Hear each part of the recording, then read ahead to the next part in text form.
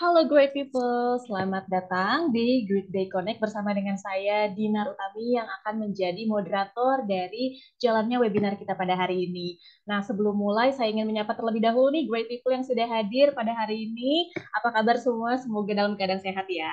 Senang sekali kita dapat berkumpul semua dalam acara Great Day Connect untuk membahas topik yang sangat menarik berjudul HR Expert Boosting Employee Engagement and Satisfaction for a Better Workplace. Nah, nanti untuk sesi materinya kita akan dipandu atau didampingi oleh speaker kita pada hari ini, yaitu Kak Mutia Fidin selaku HR Manager dari Tech in Asia. Oke, sebelum kita lanjut ke acara intinya, izinkan saya terlebih dahulu untuk membacakan rundown acara kita pada hari ini. Yang pertama yaitu nanti akan ada perkenalan singkat mengenai Good Day HR, dilanjutkan dengan presentasi dari speaker kita, dan ditutup oleh sesi Q&A. Bagi great people yang ingin bertanya, nanti kami persilakan untuk bertanya melalui fitur Q&A ya. Khawatir nanti kalau misalnya di kolom chat tertimbun gitu ya, chatnya jadi tidak terbaca, sehingga great people bisa menanyakan pertanyaannya melalui kolom Q&A dengan format nama atau username dilanjutkan dengan pertanyaan. Nantinya pertanyaan yang masuk akan dijawab oleh speaker pada akhir sesi setelah speaker menyelesaikan pemaparan materi.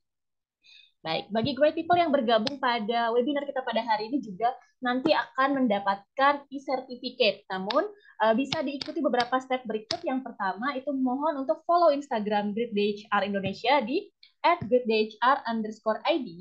Lalu jangan lupa juga untuk meng-capture webinar kita dan bisa di-post di Instagram masing-masing, lalu di-post di story, dan jangan lupa juga untuk tag greatdayhr_id. Dan juga mohon untuk akun Instagramnya tidak di private. Dan yang terakhir, ini yang paling penting, mohon untuk mengisi survei melalui scan QR Code yang nanti akan saya share di akhir sesi ya. Jadi dipastikan untuk mengikuti webinar tersebut sampai akhir. Oke, sebelum mulai ke webinar kita, izinkan saya terlebih dahulu untuk memperkenalkan mengenai Great Day HR Indonesia. Jadi Great Day HR Indonesia merupakan aplikasi HR untuk proses payroll dan juga HR yang terintegrasi, di mana Great Day HR menyediakan solusi modern dan sederhana untuk membantu great people dalam mengurus penggajian, perhitungan pajak, data kehadiran, pengajuan cuti, sampai dengan reimbursement. Nah, Great Day HR telah memiliki pengalaman lebih dari 25 tahun dan didukung oleh lebih dari 400 tim support. Hingga saat ini, Great Day HR telah dipercaya oleh lebih dari 40 perusahaan dan memiliki lebih dari 1 juta pengguna aktif. Nah, untuk lebih mengenal Great Day HR lebih jauh lagi, mari kita simak bersama-sama video mengenai Great Day HR. Pekerjaan HR jadi lebih mudah dengan Great Day HR. Kelola data karyawan dan otomasi payroll dalam satu sistem. Great Day HR dilengkapi dengan berbagai fitur yang terintegrasi, sehingga meningkatkan efisiensi perusahaan dan produktivitas karyawan.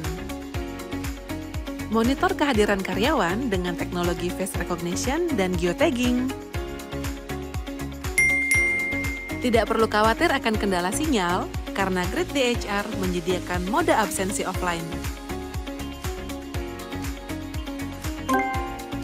Seluruh laporan kehadiran dapat di-download dalam satu klik.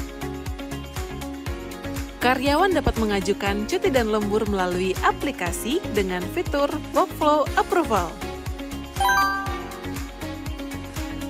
Pantau aktivitas kerja karyawan dengan akurat.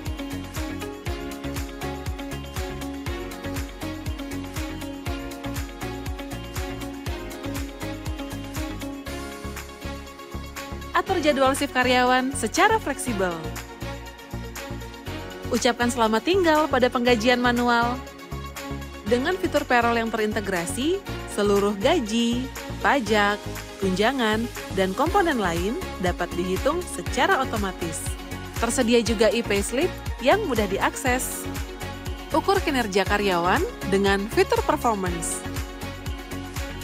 Proses rekrutmen lebih efisien dan anti-human error. Bantu karyawan penuhi kebutuhan darurat dengan akses tarik gaji prorata sebelum tanggal penggajian. Rasakan pengalaman HRIS yang lebih baik. Bergabung bersama lebih dari 3.000 perusahaan di seluruh Asia. Great Day HR Do something great every day. Ya, gue People, terima kasih sudah menyimak bersama-sama tadi perkenalan singkat mengenai Great Day HR. Nah, bagi gue People sekalian yang mungkin masih ragu untuk menggunakan Great Day HR atau mungkin masih belum menggunakan sistem HRIS sama sekali, apakah sekarang waktunya yang tepat untuk mengganti HRIS? Jangan khawatir karena Great Day HR akan membantu proses migrasi data pajak sehingga untuk proses perpajakan tidak perlu khawatir dan tidak perlu menunggu sampai awal tahun. Baik, Great People, selain informasi mengenai Great HR, kami juga ingin menginformasikan kepada Great People yang hadir pada hari ini bahwa di tanggal 14 September mendatang akan ada webinar yang tidak kalah menarik nih mengenai strategi PHK yang efektif, optimalisasi penggunaan outsourcing, dan juga restrukturisasi organisasi, di mana Great Day HR atau Great Day Connect berkolaborasi dengan HSP Academy. Jadi bagi gue people yang ingin mengikuti webinar tersebut secara gratis, dapat scan QR Code yang saat ini tertera di layar, ataupun mengunjungi link yang juga saat ini tertera di layar. Baik, itu dia tadi perkenalan singkat mengenai Great HR. Sekarang saya ingin mengundang nih speaker kita yang sudah juga bergabung dengan rekan-rekan Great People hari ini semua. Kak Fidin, selamat datang. Hai, hai. Halo, gimana kabarnya Kak Fidin? Baik, kamu gimana kabarnya, Dinar? Baik banget dong. Aku semangat banget sih karena materinya cukup menarik ya. Employee engagement itu kan kesannya kayak apakah penting? Emang perlu ya kita concern tentang employee engagement? Apa ada impact-nya buat perusahaan? Dan menurut aku juga great people yang hadir hari ini excited sih untuk tahu lebih lanjut pentingnya employee engagement tuh bagi perusahaan di jangka panjang seperti apa. Kira-kira untuk materinya sudah siap, Kak Fidin? Siap. Sudah, oke. Kalau gitu aku oper ke Kak Fidin, silakan. The stage is yours. Okay. Thank you, thank you. Ini aku share screen ya, berarti. One second. So ya, thank you everyone yang udah nyempetin buat join hari ini. Hari ini kita bakal ngobrol, bakal sharing-sharing mungkin selama 30-40 menit. Nanti dari aku ada sedikit PowerPoint presentation. Nanti kalau misalnya ada yang mau ditanyain, boleh banget ditanyain di sesi Q&A setelah ini. Gitu. Mungkin boleh next.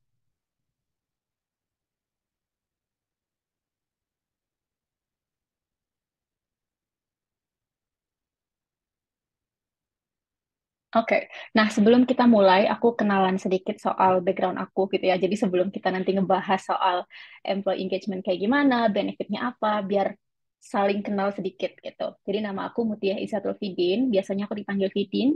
Tapi kalau misalnya di dunia kerja gitu di email atau di LinkedIn, biasanya kan orang panggil by first name ya. Jadi beberapa orang panggil aku Mutia juga, boleh dipanggil by Mutia. Aku asalnya dari Jogja, sekarang tinggal di Jakarta gitu. Sedikit perjalanan karir aku lulus dari Universitas Gadjah Mada tahun 2019, terus pertama kali join Clean sebagai recruitment consultant, terus aku sempat join Auto Network, mungkin kalau teman-teman familiar sama Auto fintech company di Indonesia, aku join sebagai talent acquisition. Terus di tahun 2022 aku join AC Ventures, salah satu venture capital di Indonesia sebagai People Operations. Di tahun 2023 sampai sekarang aku join Tech in Asia sebagai HR Manager gitu. Jadi kalau dilihat dari timelinenya bisa dibilang kayak agak kutu loncat gitu ya. Jadi hopefully dari beberapa experience kerja aku di beberapa perusahaan yang berbeda, ada something yang aku bisa share ke teman-teman hari ini. Oke, okay? Boleh next. Nah, ini beberapa yang akan kita bahas. Pertama mulai dari definisi, terus kita akan bahas kayak kenapa sih employee engagement itu penting, apa-apa aja yang harus dihindari, strateginya apa, dan gimana cara kita mengukur kesuksesan dari employee engagement program yang udah kita bikin. Gitu. Boleh kita next. Oke, kita samakan dari definisinya dulu. Pertama, mungkin kalau misalnya teman-teman belum pernah dengar soal employee engagement dan belum familiar, jadi employee engagement itu basically ketika employee dalam suatu perusahaan tuh ngerasa happy, ngerasa satisfied gitu ya dengan workplace-nya sehingga mereka itu mau invest lebih banyak gitu. Invest dalam artian mereka mau keluarin effort lebih banyak, mereka mau keluarin knowledge lebih banyak, mereka kontribusi lebih banyak ke perusahaan gitu. Jadi dua arah ya dari perusahaannya bikin si employee-nya happy, dari employee-nya happy, mereka akan balikin dengan berkontribusi lebih gitu. Gimana caranya kita tahu employee di perusahaan kita tuh happy apa enggak? Ada beberapa signs gitu yang bisa kita amati. Yang pertama bisa dilihat dari kalau misalnya ada diskusi, engage employee itu biasanya mereka lebih lebih aktif gitu ya dalam berdiskusi. Misalnya ada materi apa, dari mereka ada kayak, oh dari gue setuju kayak gini, dari gue nggak setuju kayak gini. Jadi ada healthy disagreements, ada discussion yang aktif. Terus yang kedua dari employee aktif memberikan feedback atau supporting each other juga. Jadi kalau misalnya ada yang dapat promotion, ada yang dapat achievement, itu dirayakan bareng-bareng gitu. Terus yang terakhir pasti sainsnya itu employee definitely lebih produktif.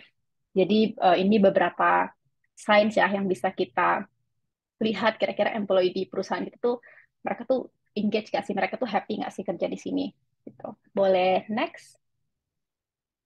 Oke. Kenapa sih employee engagement ini penting? Karena yang pertama pasti seperti yang tadi aku bilang gitu. Happy employees itu pasti productivity-nya akan naik gitu dibanding unhappy employees. Yang kedua, happy employees pasti akan kasih kita good good endorsement gitu. Jadi kalau misalnya teman-teman pernah ngelihat Glassdoor atau mungkin apa ya, mungkin kalau di social media suka familiar sama e-commerce kali ya, biasa suka kayak spilling tea soal company mungkin yang punya reputasi kurang bagus itu suka di-spill di situ gitu.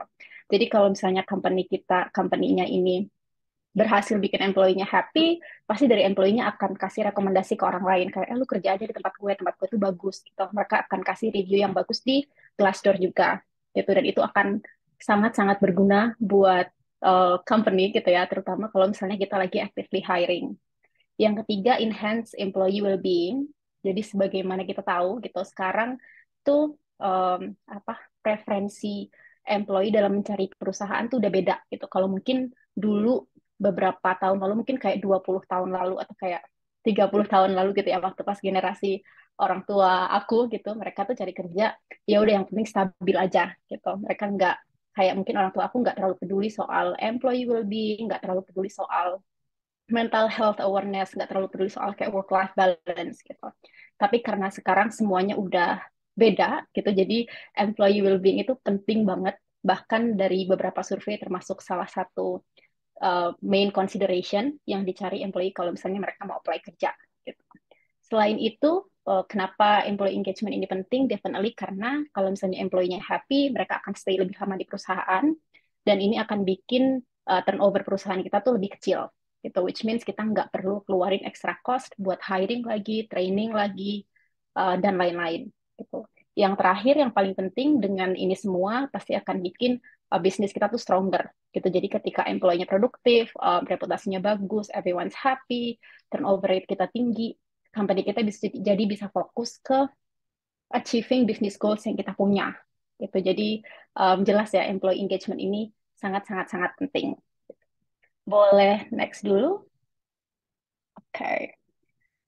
Ini aku taruh sedikit survei. Ini aku dapat dari Deloitte 2024 Gen Z and Millennial Survey. Jadi ini surveinya tentang kalau misalnya employee dari Gen Z dan Millennial, mereka ditanya kira-kira apa faktor yang bikin gue akan rekomendasiin company lo ke orang lain gitu.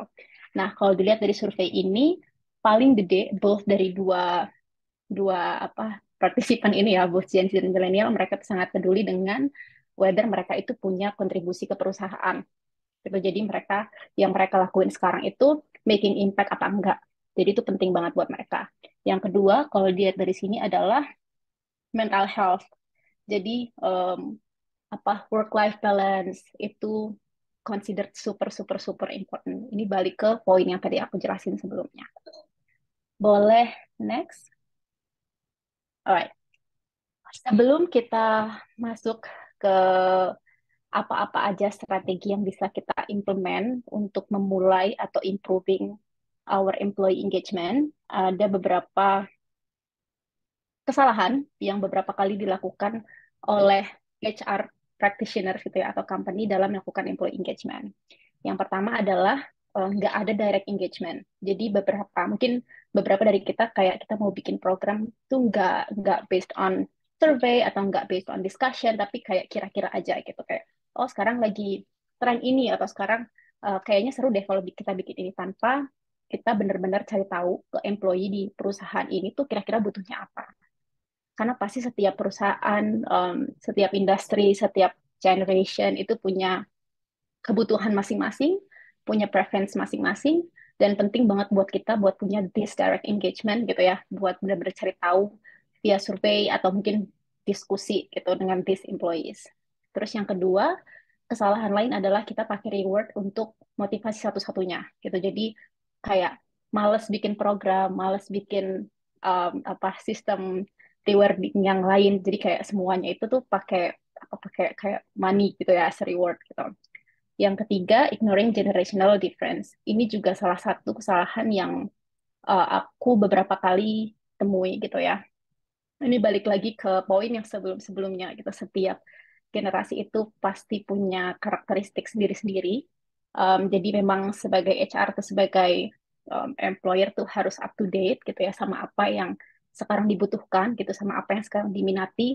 Jadi kita nggak bisa pakai metode yang mungkin dilakuin sama HR atau kayak company tahun-tahun yang lalu, kayak 20-25 tahun yang lalu gitu. Jadi nggak boleh mengabaikan karakteristik dari masing-masing generasi gitu. Yang keempat, ignoring the real issue. Jadi kalau misalnya kita udah punya employee engagement program gitu, misalnya kita udah bikin dari A sampai Z, ternyata employee engagement program ini nggak efektif. Kita ngelihat kayak employee masih nggak produktif, masih suka hilang-hilangan, kalau diskusi semuanya pasif, terus mungkin turnover rate kita tinggi, kita nggak boleh ignore kira-kira tuh alasan, kira-kira tuh masalahnya apa gitu. Apakah emang employee engagement program yang kita bikin ini tuh nggak cocok sama beberapa departemen, beberapa orang, atau mungkin emang nggak cocok sama culture yang kita punya, atau emang mungkin orang-orang ini gitu yang nggak cocok sama kita. Gitu. Jadi harus dicari tahu gitu ya, kalau emang udah dicoba dalam beberapa bulan atau beberapa tahun, terus ternyata nggak ada perubahan, dan kita nggak boleh mengabaikan apa yang sebenarnya terjadi gitu. Terakhir, taking a generic approach, ini juga bisa dibilang salah satu kesalahan yang aku beberapa kali temuin gitu. Jadi nggak bikin apa ya employee engagement program yang sesuai sama kebutuhan, tapi bikin satu program aja yang dirasa akan fit untuk semua orang gitu. Misalnya, kalau misalnya kita tahu company kita lagi nggak baik-baik aja gitu ya, employee-nya lagi terlihat kurang happy, moralnya lagi down, banyak yang resign, banyak yang terminated. Definitely kita nggak bisa tiba-tiba kayak bikin, oke kita bikin company outing ke Bandung, semuanya wajib ikut. Definitely nggak bisa cuma kayak gitu. Jadi balik lagi harus cari tahu real isunya apa yang harus kita bikin dari masalah itu, gitu. Alright, boleh next. Ini aku sambil minum ya. Oke, selanjutnya beberapa anggapan yang masih sering terjadi terkait employee engagement. Yang pertama, employee engagement itu banyak dianggap sebagai HR thing. Jadi kayak employee di suatu perusahaan nggak engage, salahnya HR gitu. Padahal sebenarnya enggak. I think employee engagement itu everybody's responsibilities. Bahkan sebenarnya managers itu benar-benar punya part yang gede dalam bikin employee-nya lebih engage. Jadi ini harus ditanamkan dulu gitu ya. Kalau misalnya employee di suatu perusahaan itu nggak engage atau kurang produktif, ini bukan satu-satunya masalah HR. Terus yang kedua, sebagai HR atau mungkin dari manajemen juga harus involving managers dalam effort untuk bikin employee di perusahaan kita tuh lebih engage. Boleh next? Oke, okay. Ini kita mulai dari beberapa strategi yang bisa dilakukan gitu ya. Yang pertama, ini aku ada disclaimer, ini aku ada 6 opsi, 6 strategi gitu. Jadi nanti mungkin kalau misalnya ada beberapa yang udah pernah diimplement, boleh diimprove. Kalau misalnya belum pernah mulai, mungkin boleh dicatat gitu ya, beberapa strategi ini. Yang pertama adalah setiap perusahaan itu harus punya clear purpose and expectation. Jadi setiap perusahaan itu harus punya harus tahu gitu ya apa yang mau mereka achieve gitu. Dan masing-masing employee tahu gimana apa yang mereka lakuin sekarang itu gimana berkontribusi ke goal perusahaan. Jadi nggak cuma doing day to day responsibilities atau day to day work gitu. Karena orang employee yang punya tujuan, punya goals, dan mereka merasa making impact, generally akan lebih aktif gitu. Ini balik lagi ke surveinya Deloitte tadi ya. Jadi kayak employee itu happy kalau misalnya mereka tahu yang mereka lakuin sekarang tuh kontribusinya ke apa. Yang mereka lakuin sekarang tuh dalam tujuan mencapai goals perusahaan tuh di bagian mana. Gitu. Jadi pastiin perusahaan punya goals yang clear, pastiin setiap employee itu atau setiap departemen tahu mereka tuh bagiannya di mana dalam mencapai tujuan itu. Gitu. Ini bisa dicapai dengan membuat KPI dan OKR. Kalau belum pernah bikin, mungkin boleh next kali ya. Oke, nah ini contohnya gimana caranya bikin apa ya? Gimana caranya kayak memberitahu gitu ya, kalau misalnya dari masing-masing employee mereka itu ada di mana. Jadi mulai dari kayak company vision atau kayak company big goals di 2024, terus diturunin lagi untuk mencapai this big goals. Misalnya kita punya goal 2024 kita harus mencapai revenue 500 miliar gitu misalnya. Dan untuk mencapai goal ini, kita ada beberapa project yang akan kita kerjain sepanjang tahun. Project A, B, C. Masing-masing departemen akan membantu seperti apa untuk mengerjakan project-project ini. Terus kalau diturunin lagi, masing-masing individu atau mungkin kayak masing-masing employee akan berkontribusi apa untuk project ini. Gitu. Jadi ketika employee ini tahu, oh, gue kerjain ini tuh bukan karena kerjaan dia dari doang gitu. Gue kerjain ini karena beneran berkontribusi untuk this specific project yang akan ngebantu goal perusahaan, mereka definitely akan lebih engaged dan lebih motivated. Boleh next? Nah, ini salah satu template, salah satu flow yang bisa dipakai untuk OKR alignment. Jadi OKR itu objective key result atau kayak step by step yang akan dilakuin untuk mencapai the big goals gitu ya atau kayak target. Mulai dari OKR tahunan, OKR tahunan tiap employee itu apa, terus diturunin lagi mungkin setiap 3 bulan itu targetnya apa, terus diturunin lagi per departemen targetnya apa, gitu, atau mungkin per individu targetnya apa. Jadi kita bisa mulai dengan flow seperti ini gitu kalau misalnya belum ada sebelumnya. Boleh next? Oke. Okay. Yang kedua adalah meaningful work and growth. Jadi engagement itu specifically driven by work yang sesuai gitu sama sama skill dan talents yang orang punya. Jadi kalau misalnya employee punya strength di A gitu misalnya, begitu dia dikasih kerjaan yang sesuai dengan kekuatan dia, definitely dia akan perform sangat sangat sangat bagus gitu dibanding dia ditempatkan ke pekerjaan atau dikasih tugas yang justru sesuainya sama kelemahan dia. Itu pasti dia akan struggling. Jadi untuk mewujudkan ini, setiap manajer itu punya responsibility untuk tahu kira-kira dari tim membersnya kekuatan mereka tuh apa, kelemahan mereka tuh apa, dan apa yang mereka mau achieve atau mereka mau pelajari di perusahaan. Gitu. Jadi balik lagi mereka jadi punya purpose, mereka jadi bisa mengasah skills yang mereka punya tadi, gitu. Sekaligus mereka akan berkontribusi ke perusahaan. Dan untuk melakukan ini gitu ya, misalnya belum pernah, misalnya dari manajer belum tahu gitu, kira-kira tim members aku kelebihan atau kekurangannya di mana. Itu ada beberapa practice yang bisa dilakuin. Pertama, melalui regular one-on-one. Jadi kalau yang aku lakuin sekarang dan di perusahaan-perusahaan sebelumnya, setiap minggu atau setiap 2 minggu sekali, atau sebulan sekali itu kita ada one-on-one. One-on-one ini biasanya cuma 30 menit atau 45 menit gitu ya. Isinya kita ngebahas apa aja yang mau dikerjain minggu ini, atau apa aja yang udah dikerjain minggu ini. Gitu. Dari situ apa-apa aja hambatannya. Terus mungkin kalau misalnya ada sedikit planning minggu depan mau kerjain apa, itu juga bisa dibahas. Terus kalau misalnya ada waktu lebih, biasanya juga bakal ngebahas sedikit kayak quarter ini atau tahun ini kamu rencananya mau explore apa gitu, mau belajar apa. Jadi dalam diskusi itu tuh ketahuan gitu ya, si progresnya gimana, terus dia arahnya akan kemana. Dan biasanya akan ada uh, setiap 6 bulan sekali tuh biasanya akan ada check-in gitu ya atau performance review. Di sini lebih detail lagi karena bakal ngebahas soal selama 6 bulan itu udah ada achievement apa aja yang dilakuin, 6 bulan ke depan kira-kira mau ngapain aja, dan dari goals, misalnya ada career development atau knowledge yang pengen aku kuasai selama 6 bulan ke depan, apa-apa aja itu bakal aku catat gitu. Yang kedua, kalau misalnya mau practice gitu ya, mau tahu strength dan weakness kita itu apa, bisa pakai namanya Zone of Genius. Nanti aku bakal share template-nya di next slide. Itu salah satu latihan yang lagi aku kerjakan dan sedang diterapkan di Tekin Asia gitu. Jadi semua orang harus bikin Zone of Genius karena biar kita semua tahu gitu ya, masing-masing kita tuh mau ngapain sih gitu kerja di sini gitu. Terus yang ketiga, dengan providing opportunity untuk transfer departemen. I think beberapa perusahaan udah implement ini gitu ya. Ada kesempatan buat siapapun apply ke job opening yang ada. Jadi kayak internal transfer. Boleh next?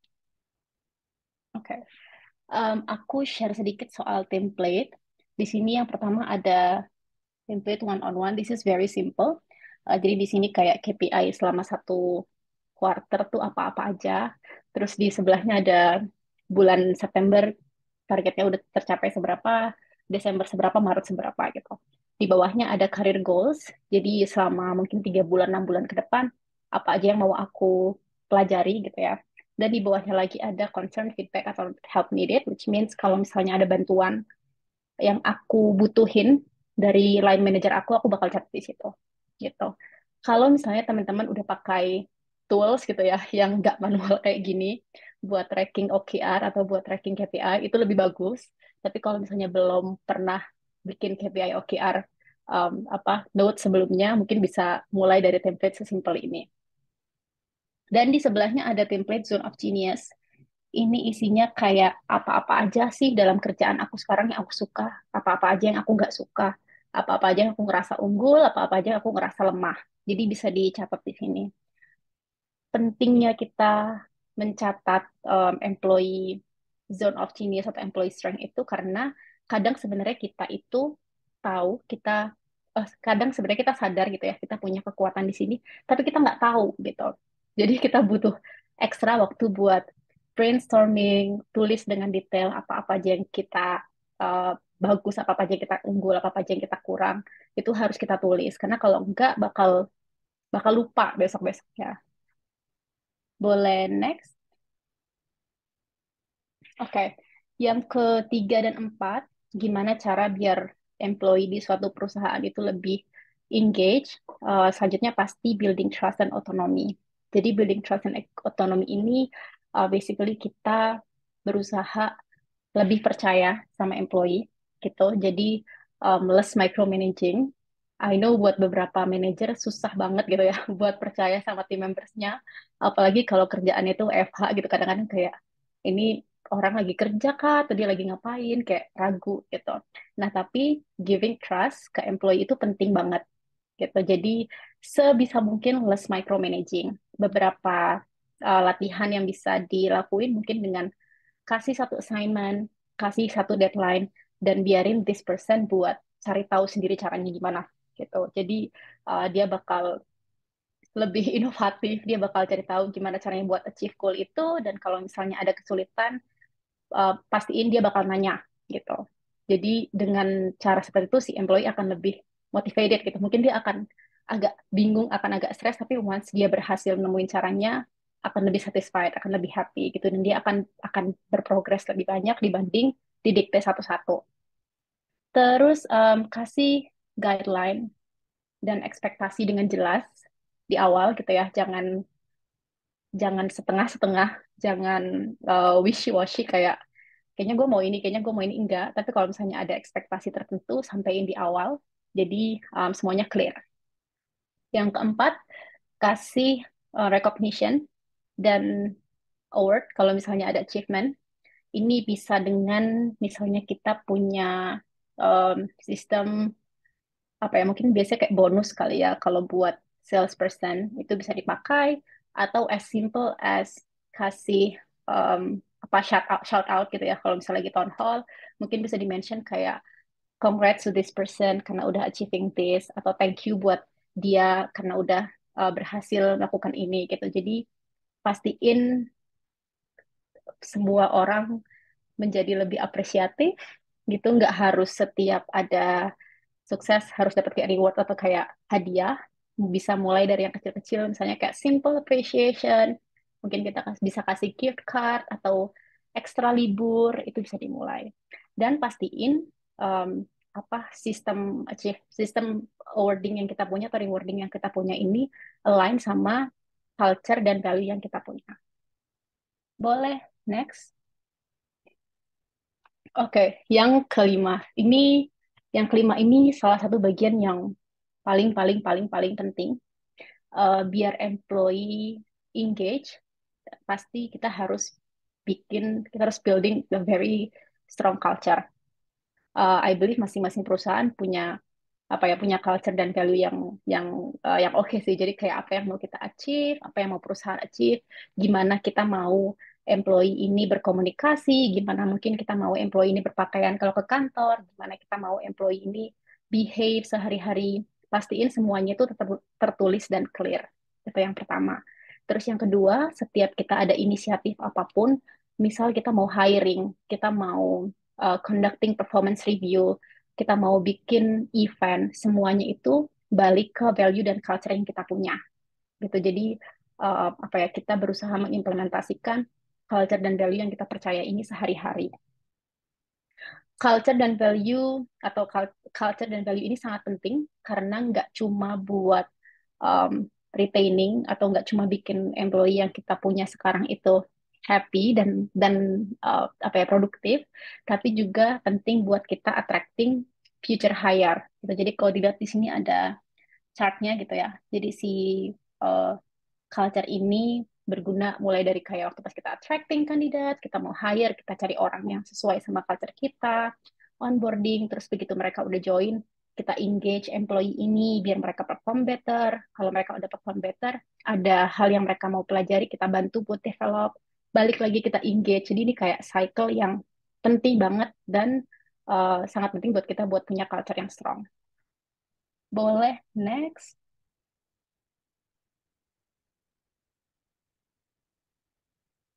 Oke, ini adalah strategi yang keenam atau yang terakhir, yaitu continuous engagement effort. Jadi seperti yang aku bilang di awal tadi, employee engagement itu nggak cuma satu kali dan nggak cuma responsibility HR aja, harus dilakukan secara rutin, harus dilakukan secara berkala gitu ya. Jadi kalau misalnya kita udah bikin kita udah punya culture yang strong, kita udah punya reward system yang oke, mungkin selanjutnya kita coba buat managers bikin OKR atau KPI yang lebih clear. Mungkin selanjutnya kita berusaha buat managers empower team membersnya buat lebih banyak diskusi gitu. Terus kita lihat hasilnya dari survei, apalagi yang bisa diimprove, kita improve lagi. Jadi engagement employee memang nggak cuma kayak tadi aku bilang ya, nggak cuma kayak kita bikin outing sekali ke Bandung and that's it gitu. Jadi memang harus dilakukan berkali-kali. Dan ada beberapa poin key drivers gitu yang bikin employee engagement kita itu berhasil, employee lebih happy, employee lebih satisfied. Yang pertama yang tadi aku bilang ada purpose, setiap employee punya tujuan. Yang kedua, mereka merasa strength mereka di develop di tempat kerjanya. Yang ketiga, punya manajer yang caring, mau dengerin gitu ya, mau dengerin feedback, mau diajak diskusi. Terus yang keempat ada ongoing conversation. Dan yang kelima ada focus on strength. Boleh next? Okay, this is the last part of the presentation. Jadi ada beberapa cara yang kita bisa pakai buat mengukur employee engagement di perusahaan kita. Yang pertama pasti dari turnover rates. Kalau aku hitung turnover rate itu setiap quarter dan jadi 3 bulan, 6 bulan, 1 tahun. Jadi untuk metode penghitungannya, I think ada berbagai macam cara dan beda-beda gitu ya. Tapi kalau nggak salah, kalau turnover rate-nya di bawah 10%, that means it's good. Terus yang kedua bisa dilihat dari performance review. Jadi setiap performance review kita bisa melihat mungkin dari skala 1 sampai 5 rata-rata employee ini perform di angka berapa gitu. Atau mungkin masing-masing departemen perform di angka berapa. Dari situ kita bisa tarik pattern, kita bisa tarik datanya seberapa produktif atau kalau misalnya ada uh, pattern tertentu di masing-masing departemen itu bakal kelihatan. Yang ketiga dari NPS, kita jadi tahu siapa yang happy di company, siapa yang mungkin kuarter depan akan cabut, siapa yang merasa udah bosan, itu bisa kelihatan dari NPS. Yang keempat, bisa melakukan team temperature check. Ini kadang aku lakuin kayak occasionally aja gitu ya. Jadi kalau misalnya pengen tahu per departemen atau per person, mungkin bisa one on one atau bisa discuss sama beberapa employee dari beberapa departemen gitu ya buat tahu what's happening, apa ada yang sebagai HR tuh aku perlu concern itu biasanya aku cek waktu pas lagi one on one. Terus yang terakhir, exit interviews. Jadi waktu pas exit interview, selain kayak handover laptop, selain tanda tangan lengkapin dokumen segala macam, jangan lupa buat tanya gitu ya, kenapa dia memutuskan buat resign, apa-apa aja yang dia merasa kurang happy waktu pas di company kita, terus gimana menurut dia tim collaboration atau communication in general, apa yang perlu kita improve as a company, itu harus kita catat. Dan dari semua metode tadi, pastiin kita punya data yang akurat dan terupdate. Gitu. Jadi I think untuk mengukur employee engagement ini, data juga sangat penting sih. Ada beberapa pertanyaan yang bisa dipakai sebagai contoh gitu ya, kalau misalnya mau ngelakuin mungkin NPS atau mungkin mau melakukan team temperature check. Ini ada 12 contoh pertanyaan. I think ada banyak sampel questions lain sih online yang bisa dicari gitu. Boleh next?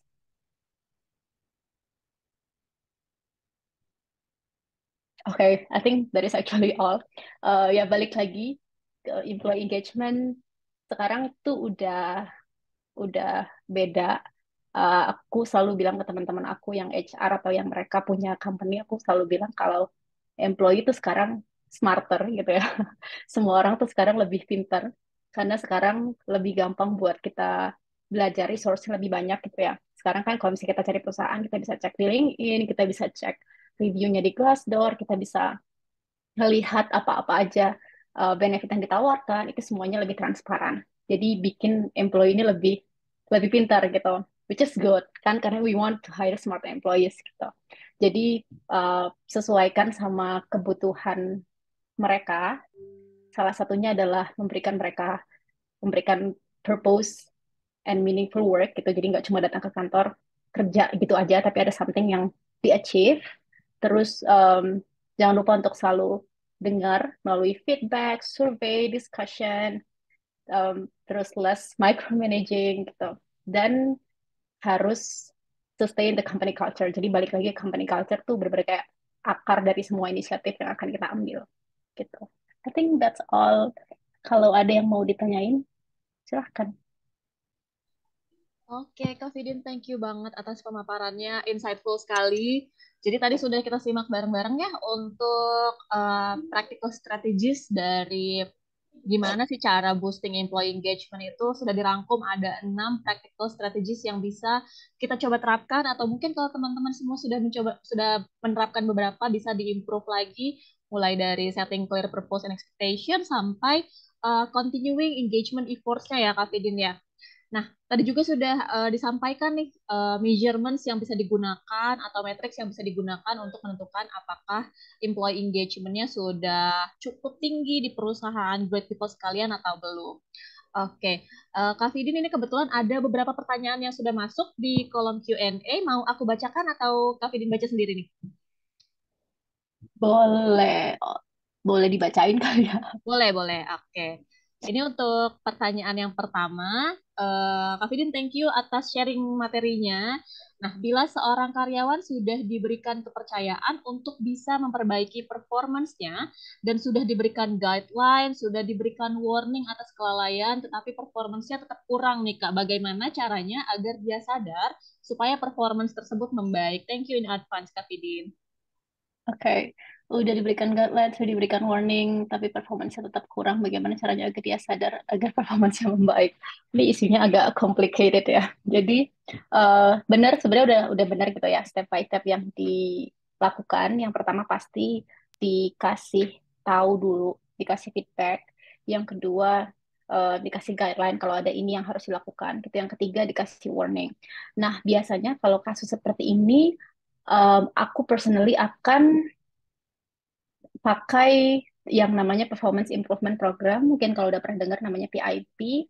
PIP ini cukup common di apa ya digunakan di startup sepertinya. Jadi PIP ini basically kayak mungkin another probation bisa dibilang. Jadi selama 3 bulan ke depan ini yang harus kamu achieve atau yang harus kamu ubah gitu. Di situ kita bisa taruh poin-poinnya secara jelas gitu. Karena kadang yang terjadi kenapa employee ini tuh nggak ada perubahan karena nggak jelas gitu sebenarnya yang mau diminta sama manajernya tuh apa sama yang dia tangkap tuh ada gap gitu, ada gap information di sini. Jadi pastiin ada satu dokumen, misalnya kayak PIP tadi, dari line manajernya state poin A, misalnya dari sisi performance kamu nggak achieve, uh, misalnya kamu achieve 50% dari target, sedangkan kita butuh kamu achieve 75%. Gitu. Jadi semuanya di layout secara jelas. Dan pastiin waktu pas kasih tahu PIP ke employee-nya, employee-nya itu paham gitu. Employee-nya paham dan dia setuju dan dia sadar gitu kalau ini memang kesulitan atau memang kekurangan yang dia lakuin gitu ya, misalnya kayak kekurangan performance yang dia lakuin gitu. Kalau memang setelah 3 bulan ternyata masih belum ada perubahan, walaupun kita udah kasih resource, kita udah kasih informasi, mungkin memang nggak fit lagi. Ini nggak fit bisa diartikan kayak mungkin memang kerjaan yang dia lakuin sekarang itu bukan kerjaan yang this person good at gitu. Mungkin dia harus ditransfer departemen ke tempat lain yang lebih cocok sama yang dia bisa lakuin gitu. I hope that answers the question ya. Ini aku langsung bacain aja kali ya karena pertanyaannya agak lebih banyak. Yang kedua, ideal turnover rates untuk setahun itu berapa? Ideal turnover rates itu kalau di aku itu di bawah 10% sebenarnya, tapi perfect rate-nya akan di 5, 5%. 5% itu berarti kayak udah oke banget gitu. Tapi kalau misalnya perusahaannya gede, eh, apa memang turnover-nya nggak bisa dihindari gitu ya, balik lagi case by case, I think di bawah 10% itu udah oke. Oke.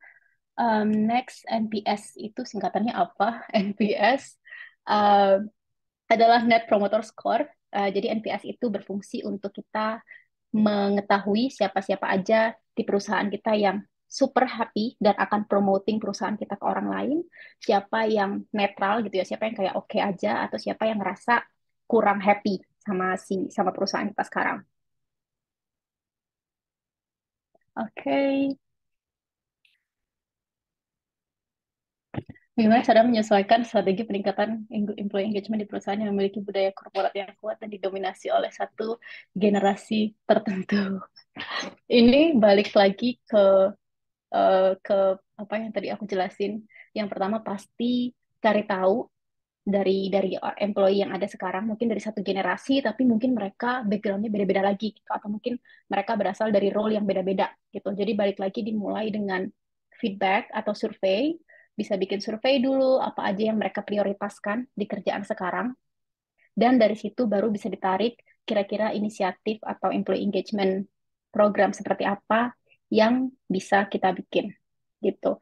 Tapi kalau dari aku personally, I think kalau di korporat mungkin lebih banyak yang ada hubungannya dengan, I think ini my assumption ya. Biasa kalau di korporat ada banyak kayak family, ada banyak kayak orang-orang yang udah berkeluarga tadi gitu. Jadi mungkin beberapa inisiatif yang bisa dibikin itu tuh kayak lebih family friendly gitu, dalam artian jangan bikin acara badminton malam-malam gitu karena pasti orang-orangnya udah pengen pulang gitu. Jadi bikin survei, minta feedback apa yang mereka suka, apa yang mereka nggak suka, apa yang mereka mau ada di perusahaan.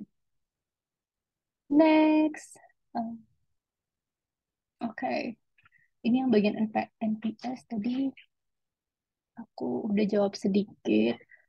Ini aku jawabnya eh, harus semuanya atau gimana, Kak Dinar? Bebas Kak Fidin, boleh. Kalau misalnya sudah terjawab di pertanyaan sebelumnya, boleh di skip aja, kita lanjut ke pertanyaan berikutnya. Nanti kalau masih ada waktu, Oke, boleh kita lengkapin lagi. oke. Cara yang efektif untuk mendorong employee engagement. Oke, ini aku mau jawab yang ini. Cara yang efektif untuk mendorong employee engagement yang di mana yang ada lintas generasi. Gitu. Di perusahaan aku sekarang, itu kita ada beberapa lintas generasi, tapi nggak signifikan sih. Tapi Satu pasti balik lagi ke survei. Yang kedua adalah kasih opsi as many as possible. Jadi nggak bisa satu employee engagement program itu berguna buat semua orang. Jadi nggak bisa kayak one shoe fit for all. Jadi misalnya kita kasih beberapa opsi. Misal kita kasih, misal ada kayak additional vacation day buat siapapun yang achieve 75% target. Satu. Terus yang kedua mungkin kita bikin ada program outing. Terus yang ketiga mungkin kita bikin program learning and development gitu ya buat employee yang sudah di perusahaan selama 3 tahun gitu. Misalnya kalau misalnya mereka udah stay 3 tahun, mereka boleh apply satu course dan itu akan ditanggung perusahaan gitu misalnya. Atau kita adain training soal financial management 1 quarter sekali. Jadi gimana caranya buat mendorong employee engagement? Pasti yang pertama dari cari tahu dulu apa yang mereka mau. Yang kedua kasih opsi. Karena kan ada beberapa jenis generasi ya dan nggak mungkin kayak kita semuanya kasih mental health awareness gitu. Ntar orang-orang yang udah agak tua kayak, ngapain lu kayak kasih seminar mental health awareness gitu, we don't know this. Gitu. Jadi kasih beberapa opsi dan jangan jadikan this opsi itu mandatory.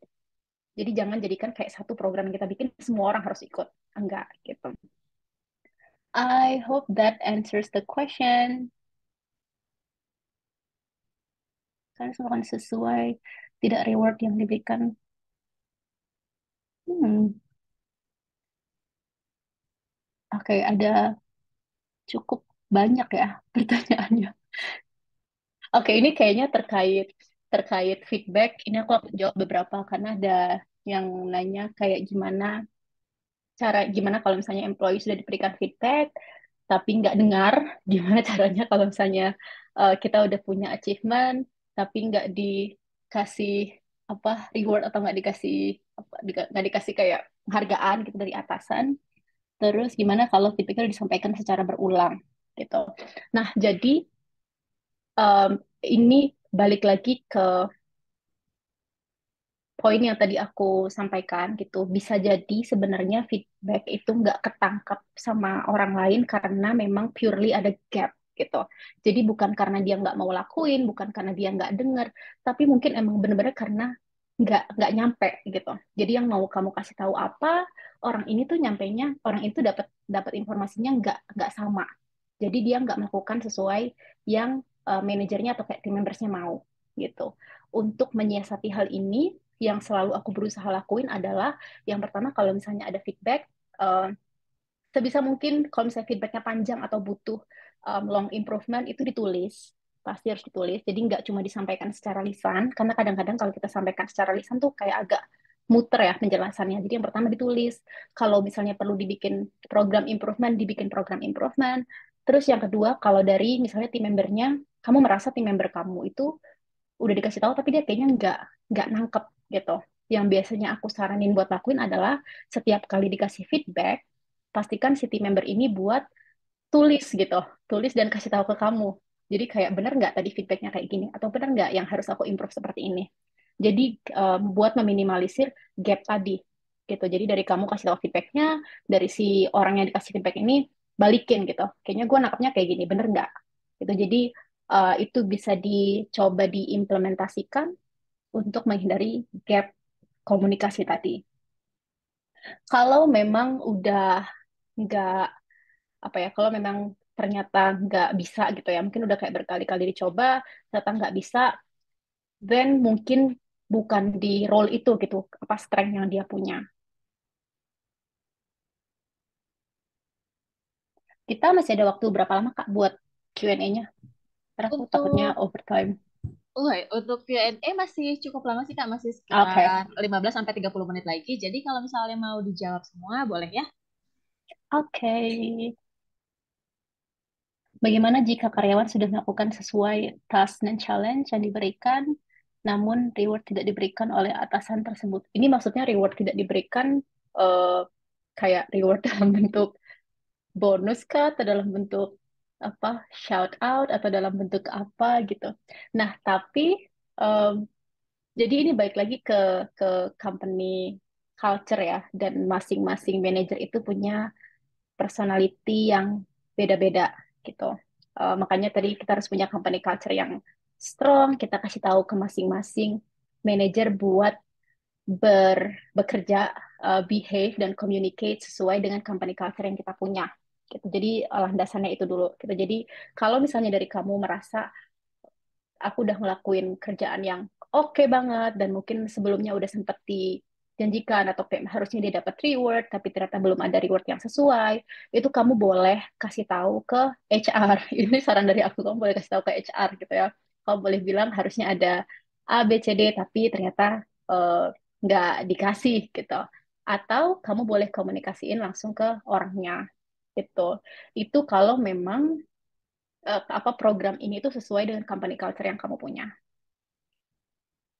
Yang ke selanjutnya, apa sih yang bisa dilihat bahwa karyawan engage? Apakah engagement selaras dengan nilai-nilai perusahaan?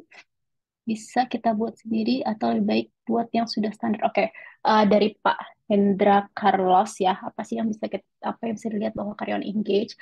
Beberapa beberapa points yang kita bisa notice kalau karyawan itu engage. Yang pertama pasti dari sisi productivity. Kita ngelihat dari karyawan itu mereka melakukan pekerjaannya dengan baik dan mereka cukup produktif gitu ya.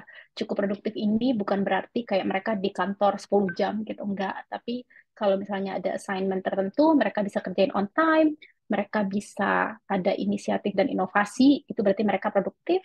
Terus yang kedua, kalau misalnya ada diskusi, employee ini tuh aktif gitu. Jadi nggak cuma iya aja atau nggak cuma diem aja gitu ya.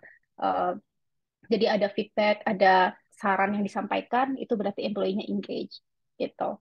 Terus apakah nilai engagement selaras dengan nilai-nilai perusahaan? Apakah question itu bisa? Apakah engagement itu selaras dengan nilai perusahaan? Iya, karena pasti dari masing-masing perusahaan kan pengennya eh, apa perusahaannya seproduktif mungkin ya. Pasti pengennya bisa achieve goal. Makanya dari perusahaan punya visi misi yang jelas gitu. Jadi employee engagement ini penting dan sangat berguna buat mencapai apa tujuan visi misi perusahaan gitu. Kalau untuk kuesioner, tadi ada beberapa pertanyaan terkait NPS atau survei gitu. Biasanya aku lakuin adalah aku akan ambil template yang udah ada gitu, tapi aku bakal ubah sesuai dengan kondisi perusahaan sekarang gitu. Jadi kalau misalnya perusahaan kamu baru aja diakuisisi gitu, pasti bakal ada pertanyaan seputar akuisisi kan dari employee dan pasti employee akan ngerasa ada beberapa yang ngerasa happy, ada beberapa yang ngerasa nggak terlalu happy dengan akuisisinya. Mungkin pertanyaan ini bisa dimasukkan ke survei tadi gitu. Jadi selain kayak nanya are you happy in general atau mungkin ada anything yang kamu mau pelajari in general, mungkin bisa sedikit ditanya soal gimana sih apa yang kamu rasain setelah akuisisi ini. Gitu. Jadi bisa ambil template-nya terus dimodifikasi sesuai dengan culture, value, dan kondisi company saat ini. Selanjutnya, oke.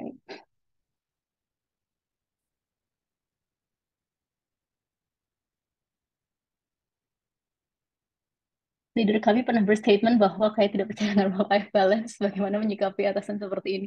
Apakah harus hijrah?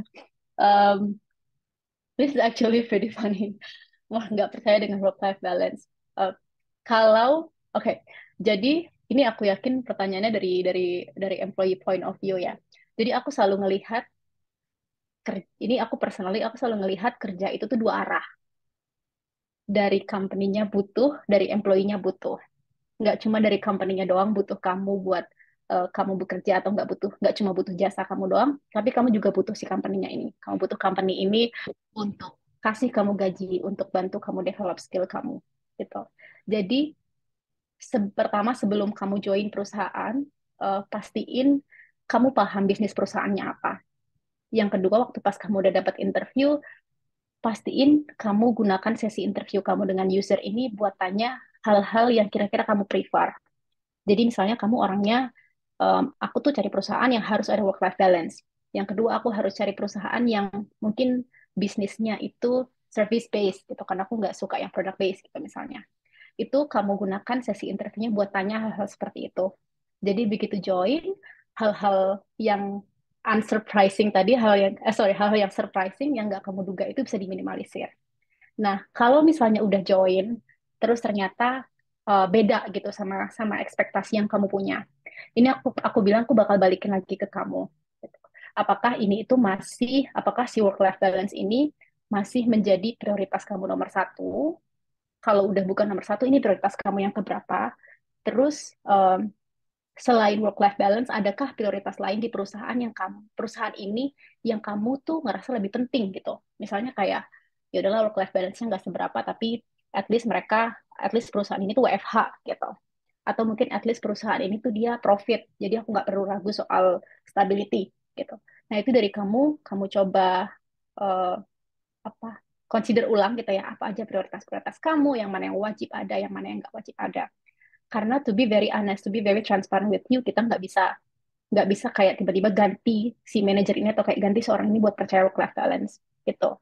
Jadi dari kita sendiri juga harus ambil decision whether kita akan tetap tetap kayak go for it, kayak ya udah nggak ada work-life balance nggak apa-apa, yang penting faktor-faktor lain yang lebih penting ada, atau dari kamu decided oke, okay, maybe ini waktunya aku buat move on gitu. Alright, next. Oke, okay. Share pengalaman jika karyawan susah di-engage, biasanya alasannya tuh apa aja sih? Siapa tahu. Kak ini biasanya karyawan yang susah di-engage alasannya apa aja? I think kalau dari karyawan susah di-engage, alasannya itu beda-beda. Mungkin kalau misalnya engagementnya ini contohnya event related, bisa jadi karena mereka punya kesibukan lain, sehingga event yang kita bikin di company ini nggak terlalu menarik, atau mungkin dari culture dan value yang kita punya kurang cocok sama si employee, sehingga mereka ngerasa nggak sesuai gitu. Oke. Okay. Hmm. Cara merancang program employee ketika turnover disebabkan masalah upah.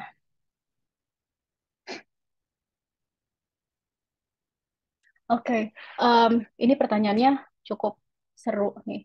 Gimana caranya kita merancang program employee engagement ketika case turnover disebabkan oleh masalah upah atau jenjang karir, di mana hal tersebut sudah ditetapkan sesuai kebijakan perusahaan, misal base atau struktur skala upah level tertentu sudah fix, atau kenaikan jabatan berdasarkan kebutuhan organisasi dan budget perusahaan. Nah, ini I think case yang banyak dialami sama perusahaan, terutama perusahaan kecil. Beberapa perusahaan kecil mungkin kalau misalnya kayak apa ya, mungkin dari sisi pay range itu nggak setinggi perusahaan-perusahaan lain gitu ya, sehingga mungkin banyak yang cabut karena mereka memutuskan apa, buat kayak cari kompensasi yang lebih tinggi gitu. Nah, ini juga sebenarnya yang beberapa kali aku alami dan aku lakukan gitu. Ini aku akan bilang balik lagi ke selain dari upah dan career development, pasti ada hal lain yang employee ini prefer gitu. Jadi memang upah dan career development itu penting banget, tapi as a human being tuh pasti ada faktor lain kenapa orang ini tuh mau stay atau mau join company kamu at the first place gitu. Yang bisa dilakuin pertama adalah being transparent. Itu penting banget. Jadi kalau misalnya ternyata kita misalnya kayak financial situation kita lagi nggak bagus gitu, jadi nggak semua orang nggak bisa ada salary increment, jadi untuk setahun ke depan gaji kalian semua akan segini. I think it's very important buat di announce secara transparan, karena sering banget ada gosip gitu ya antara employee kayak, kok gue cuma digaji segini sih sedangkan ini digaji segini, ini digaji segini gitu, atau mungkin kayak ada yang baru join kok dia gajinya lebih tinggi gitu. Jadi yang bisa dilakukan pertama adalah berusaha setransparan mungkin nggak perlu kayak kasih semua P&L, kasih semua apa detail pengeluaran pemasukan perusahaan setiap bulan karena mungkin itu confidential, tapi seenggaknya bisa dikasih tahu secara umum company kita tuh lagi kayak gini situasinya, penyebabnya ini.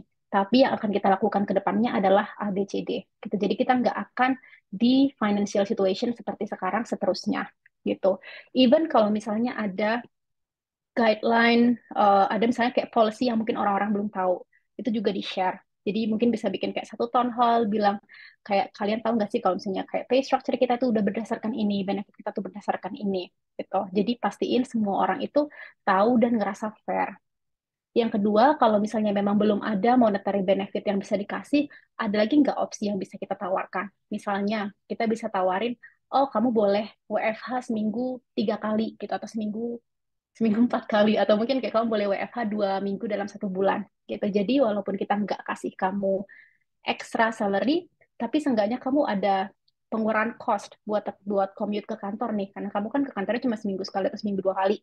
Jadi kamu bisa pakai uang commute kamu mungkin buat hal yang lain, itu karena kita belum bisa kasih salary increment sekarang.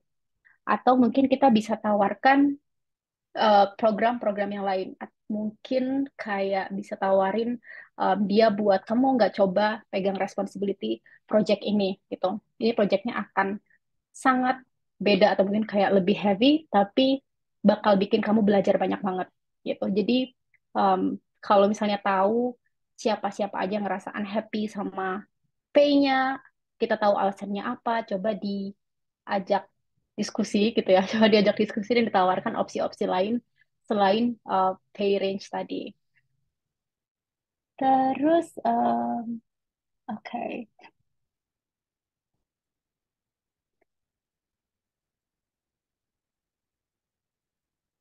gimana caranya mengatasi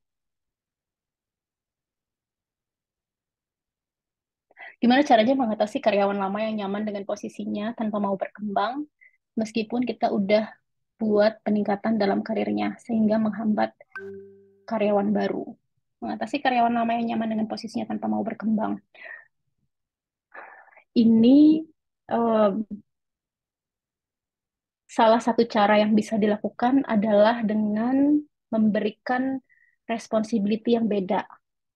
Karena kunci keyword kenapa karyawan ini nyaman adalah yang pertama dia udah stay lama, dia udah autopilot, dia udah tahu day to day mesti ngapain, reporting ke siapa, segala macamnya dia udah tahu gitu.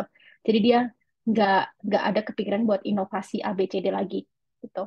Yang bisa kita lakuin adalah gimana caranya biar dia ngerasa sedikit nggak nyaman gitu. Nggak cuma dari sisi level, kalau misalnya kayak dia dinaikin levelnya tapi nggak ada responsibility baru, sama aja kan, berarti cuma beda title doang gitu. Jadi pastiin kalau misalnya ada peningkatan karir, misalnya dia dapat title baru, mungkin kita bisa tambahin kayak beberapa orang reporting ke this person. Jadi dia bisa belajar dari sisi manajemen atau leadership. Atau mungkin ada beberapa project yang kita minta this person buat manage. Jadi dia ada situasi nggak nyaman di mana dia harus belajar lagi gitu. Biar nggak menghambat karyawan-karyawan yang baru. Selanjutnya, oke, tinggal beberapa pertanyaan lagi. Lumayan banyak ya. Oke, kegiatan engagement di Tech in Asia apa-apa aja. Nah, jadi ini yang lumayan seru sih. Jadi di Tech in Asia sebenarnya kita nggak banyak kegiatan. That's the thing. Karena di Tech in Asia kita itu kerjanya remote. Aku WFH setiap hari, hampir semua orang tuh WFH. Dan kita ketemu itu kalau yang di Indo cuma ketemu mungkin seminggu sekali, atau aku ketemu tuh mungkin sebulan sekali, sebulan 2 kali gitu kalau ada acara, dan aku ketemu sama tim yang di Singapura atau di negara lain itu setahun sekali.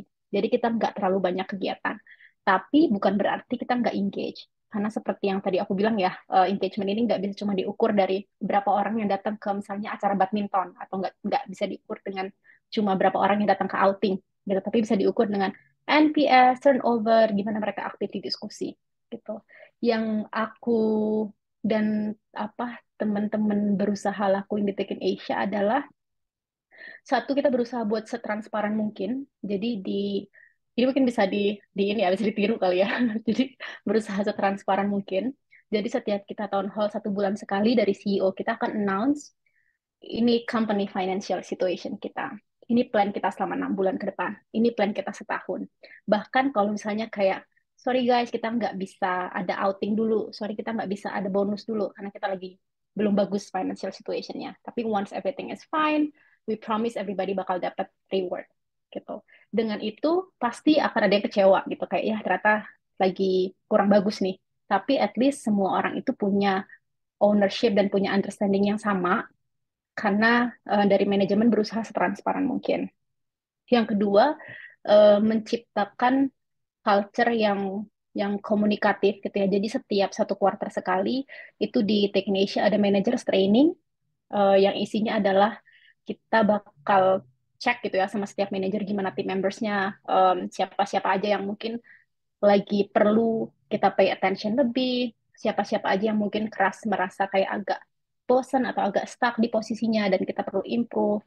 Dan dari situ bakal muncul inisiatif-inisiatif yang bisa dilakukan. Jadi inisiatifnya itu mungkin kayak, oh I think this person bisa deh kita ubah gitu buat dia fokus ke kerjain hal yang lain gitu karena kelihatannya dia udah mulai bosen gitu.